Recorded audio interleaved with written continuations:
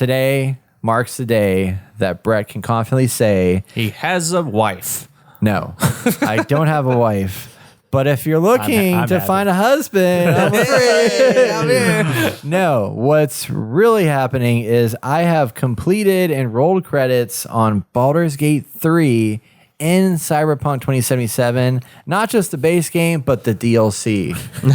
Collectively, over 200 hours worth of game content. Took you 5 years. Yeah, well, I don't know how long ago it came out. Baldur's Gate came out like, what, November or something like that? So it took me almost a year. No, Baldur's Gate came out last year. Last year? Yeah. Okay, a year. I was thinking more of Cyberpunk. Cyberpunk, it's been out since like years 2020 or whatever, I think is when it came out, December 2020. 4 years But later. I beat it, and then I waited until DLC came out, and then I just beat DLC. So Damn.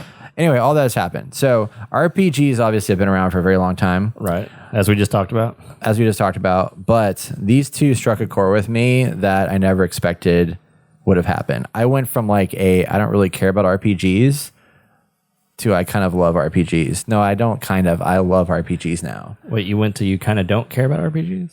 No, I used to not like RPGs at all. People? I used to not like RPGs, and Not now even I Mass love Effect. RPGs, except for Mass Effect. That was an exception. That was like the only one. That was the only one. Yeah, Because you hated Skyrim, you hated World of Warcraft. yeah. You I hated tried The everything Witcher. everyone I else even dropped liked. out of Witcher and stuff like that. There was all these games That's that right, I that's right. like couldn't get So you into. haven't beaten an RPG. That's what you're saying. Well, I beat Mass Effect 1, 2, and Okay. 3, but yeah. But what I'm saying is, I didn't respect RPGs before, Okay, and now you and do. now I have a whole new appreciation for RPGs, and I'm going to got tell you it. why. Yeah, I feel Welcome like to that the should have been a 21st lot century, clearer, Brett. but yes. So anyway, starting with Cyberpunk 2077, I want to talk about that first. So my whole purpose of bringing this discussion up is that I feel like these two games have brought RPGs into a new world and a new space that has more or less redefined them. Because previously, like, there was like having just come off of playing Dragon Age Inquisition and trying to jump into that for a little bit. It's a fine RPG, but it didn't have the appeal and the moment to moment like storytelling and presentation and everything that I got out of that of like Baldur's Gate or Cyberpunk. Okay. Cyberpunk specifically, obviously, horribly rocky start, buggy as shit, and I can never let them live that down. Like, that was just a bad launch, and they shouldn't have done that. They should have waited. They should have pushed it back. They should have worked on it more amongst everybody. You can't forgive them for that necessarily, but I do want to give them some support in this because what they've ultimately created here is an incredibly dense game that I can't stop thinking about. Like, I'm still to this day, I'm like, what do I do after Cyberpunk? Like, I don't know better what game. it is. No, like, I kid you can't not. help Like, I think none of you have given enough of a chance. Like, I really don't think you've given enough of a chance. Like, where it's at now is like on another level. Like, it's like they fixed it in almost every way. There's still little quirks here and there, not bugs, but there's like little quirky things that like characters do in the world and things of that nature. But like, I mean, the density, the presentation of this world is unlike anything I've ever seen and probably ever will see for a while. Okay. When I was running around playing, Can I say one thing? yeah, I went back and tried to play the DLC too because I was excited. Yeah. And all the changes looked amazing. yeah, And I also went back prior to that just to get caught up and like, okay, they've done a lot to change the game. Let Yep. me try it out. And it's like when you get mud on something white yeah, and you try to wash it out, like it's going to be cleaner, yeah, but it's always going to be that tinge of like brown in that white. yeah. That's how I like feel that. it is because I try to go back and play it. And yes, it is a little better, but I cannot unseen what I have seen and what I have played. And, I brought up some point. Like, go back and check out our Cyberpunk 2077 review that we did last year, or was it earlier this year? It was last year. Yeah, Okay. it was last year. Things have been better, but there are things that still is just like, okay, it's still not complete. And anyway, go watch that. That's how I feel about it. Yeah. So yeah. I want to enjoy this game more, just like other games have come back from the dead and revitalize themselves, but I just cannot. yeah. I can't. I'm sorry.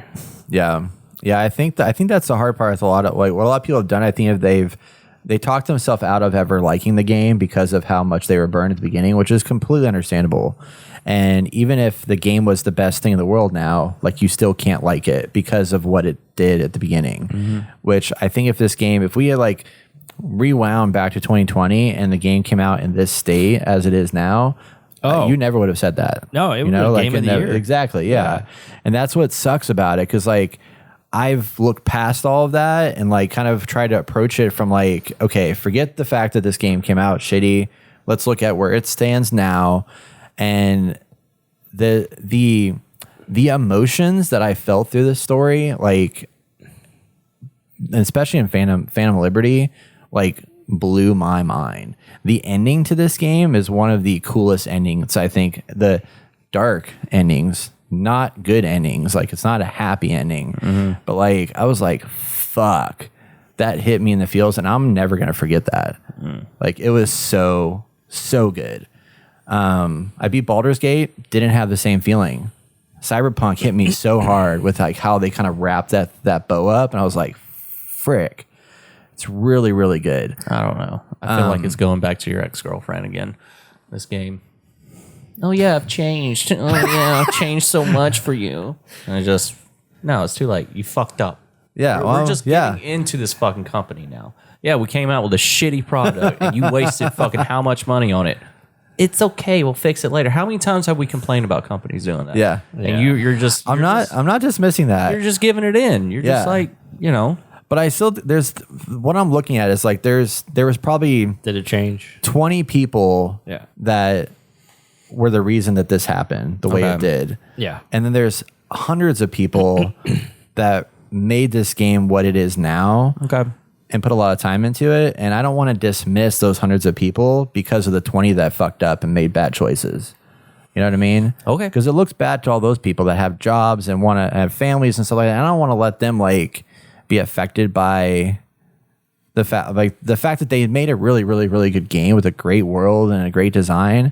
It's just they were poorly directed is the problem. I mean, Suicide Squad's a great example of that too, which Suicide Squad's shit compared to this. But gameplay, like the gameplay of Suicide Squad was way better and still is, like, or it was way better when it launched than Cyberpunk was. But they tried to do so much with this game. I think they just fucked up and like trying to overdo it, and then their team telling them like, hey, release this thing, their leaders or whatever, which we've talked about so many times with all these games. Like, I mean, the devs it does heard suck, about the but release like the same time we did, and they're like, wait, what? We need to have a year for this. Yeah. They're like, nope, releasing it.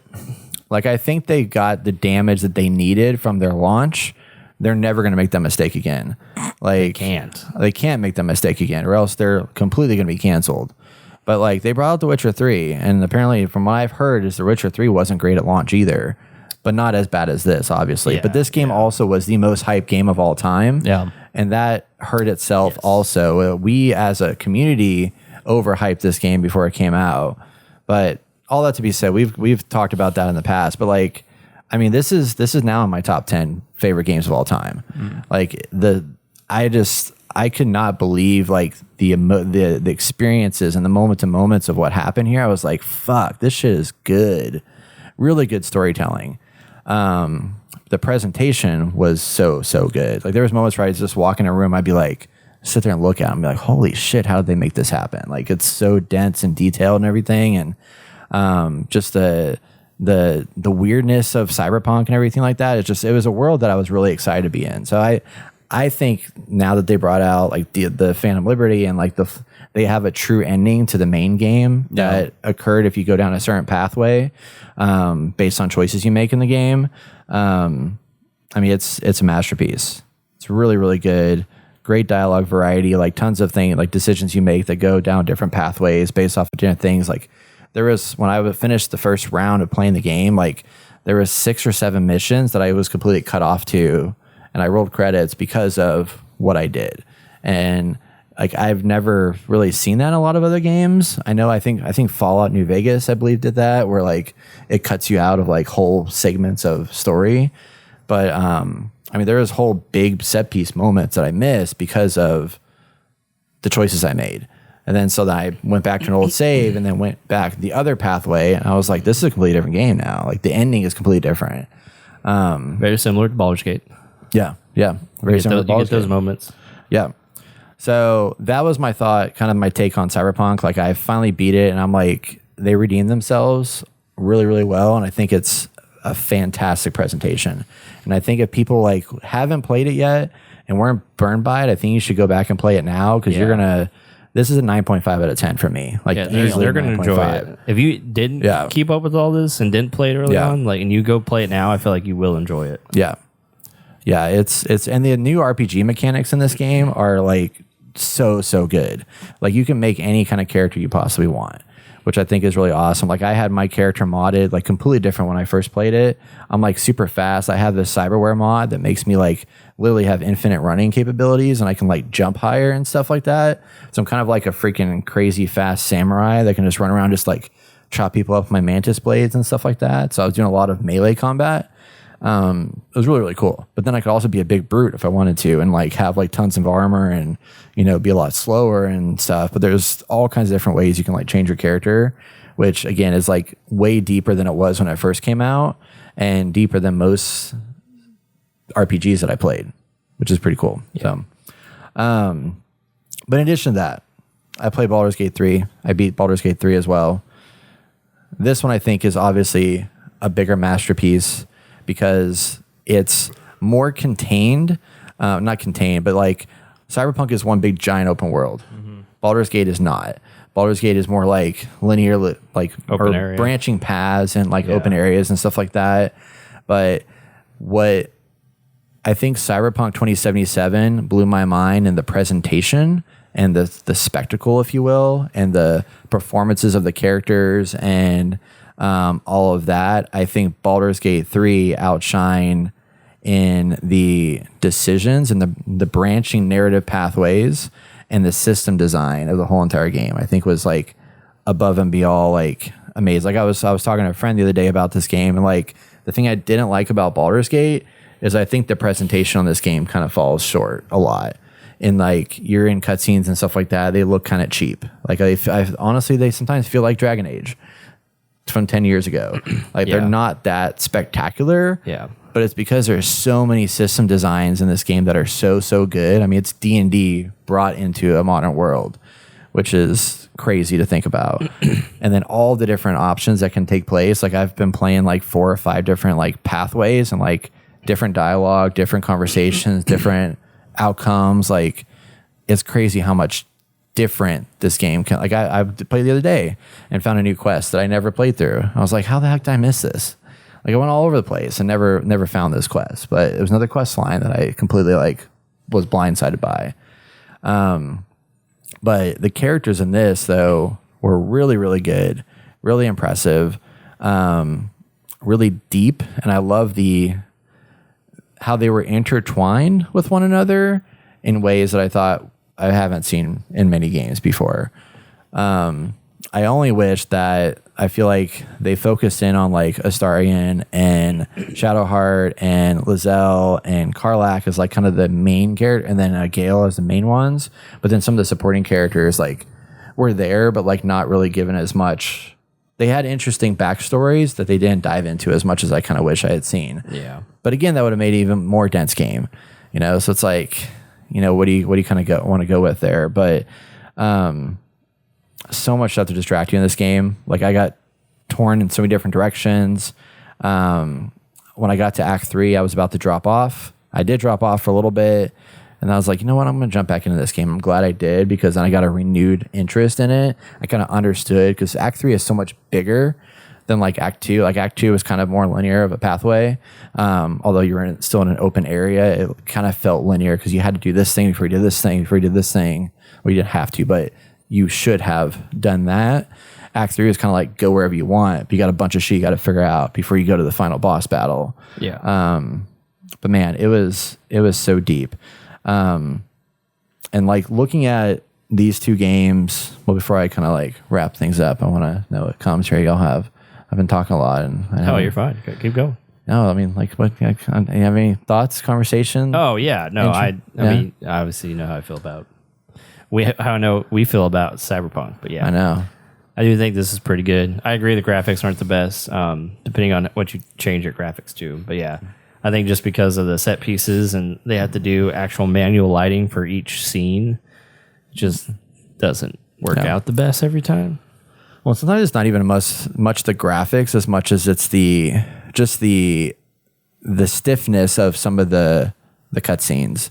Like there was moments where like Baldur's Gate at the very end, everybody kind of knows that Baldur's Gate is going to have some kind of attack because it's the main goal of the mission or whatever. But when there's like stuff dropping down and like, you know, like bombs crashing in and things of that nature, like it just felt stiff. You know, it's like you know that this was animated into a scene and like you click that, like it didn't feel natural in that space. It felt a little stiffer. Yeah. But again, it's like there's 1,000 other things that they focused on, and then therefore this just is not going to be as impactful. But like the dialogue conversation and stuff like that is still pretty good, and it's, you know, better than Bethesda game. Yeah. So well, I know if they make whatever game they make next, it's definitely going to be a lot more integrated and just meshed into. It's gonna be scary, actually. Yeah. I mean, because they've done 2 other games before this, and well, they're like D&D, Divinity, and so coming to this, it's just like, wow, Yeah. it just comes so far. It still blows my mind. I know that anyone could do this. And I'm terrified for the next one. Oh my god, It's just you're gonna have to play that one. actually thinking about starting a new character and just you should playing this start. over You again. should start. Fuck, dude. Just focus on the story. I like to like focus on the story first, and then come back and do side quests. But I do get sidetracked sometimes, just because there's good stuff out there. Like, well, there's so many Cool side stories quests that you're and like, weapons is this you even can a get. side quest? Like this just know. seems like a main story, you know? And there's there was one that I was talking to my friend about, and it's like Dribbles the Clown is a thing you run into in like Act 3 or whatever. And it's just like, it's a fetch questy thing. You have to go around to a bunch of random places to find stuff.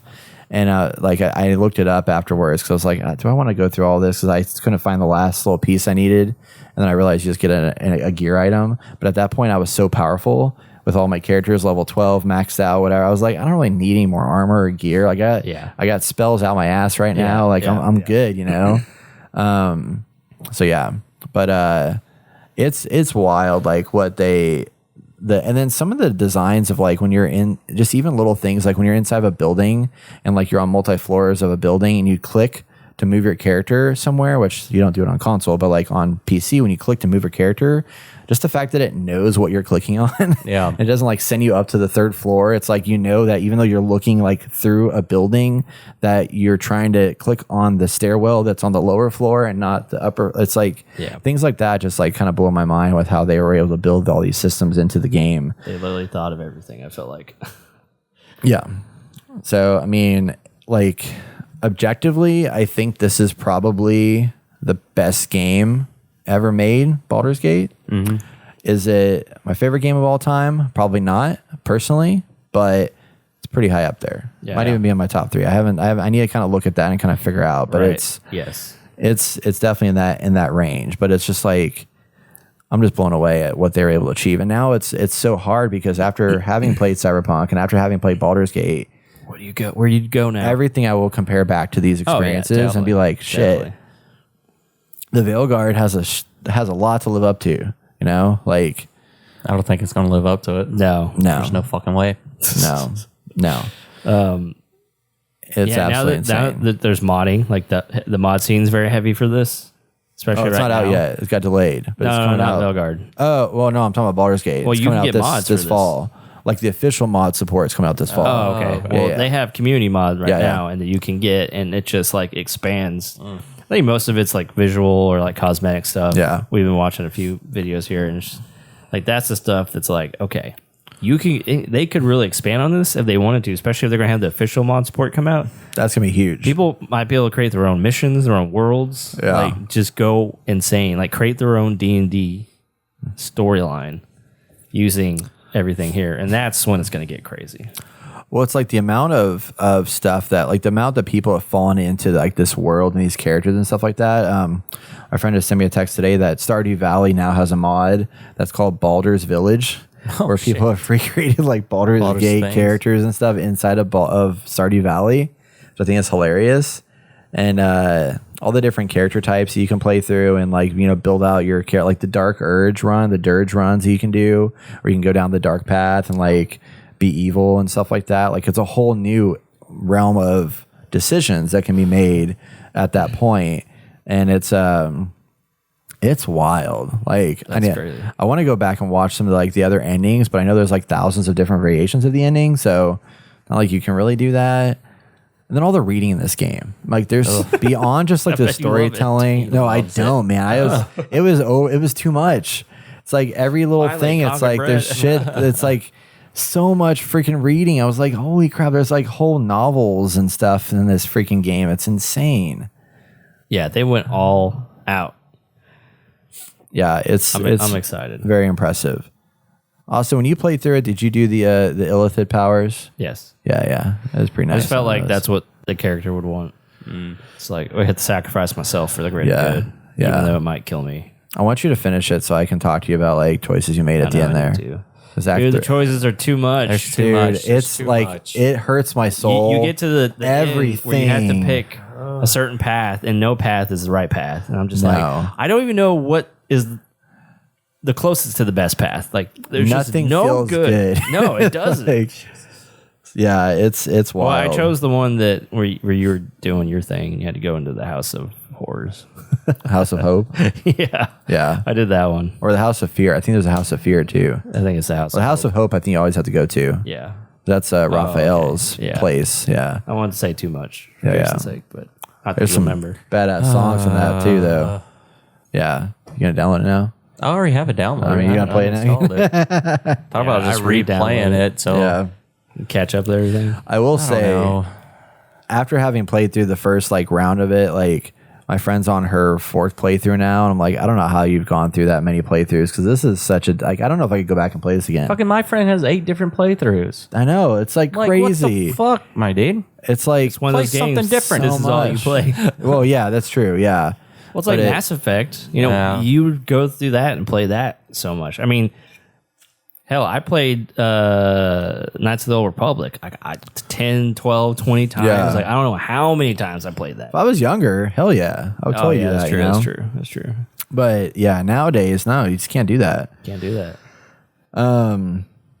So anyway, kind of wrap it all up with this conversation about redefining RPGs with Cyberpunk and Baldur's Gate. I think Cyberpunk has an incredible presentation that is unmatched to any others out there in the same caliber.